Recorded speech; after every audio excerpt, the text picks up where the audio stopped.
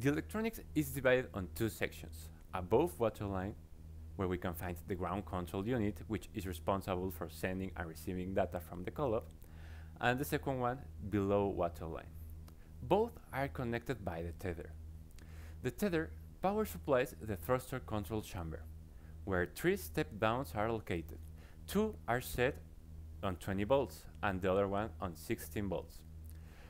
The ones that are set on 20 volts supplies T200 thrusters, and the other one supplies T100 thrusters. On the thruster control enclosure is located the Pix hook, which controls the ESC controller responsible for the thruster movement.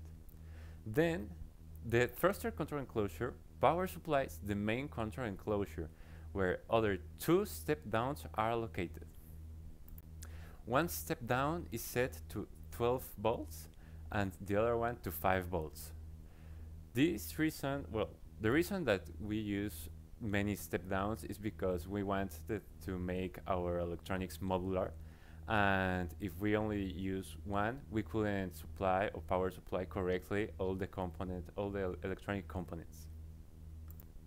On the main control enclosure, we find the Raspberry 2. This one sends data to the Pix hook and establishes connection with the digital camera system and with the mini-ROP. The main control enclosure sends or power supplies the mini-ROP 2. And then we have the analogic Omni camera system.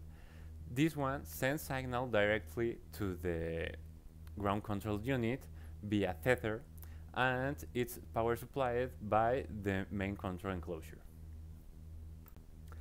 On the main control enclosure, we have the relays that power supply our LEDs, and then we have L293D that establish connection with the DC motors that are used on our mini-ROP, and these ones are controlled too by the Raspberry.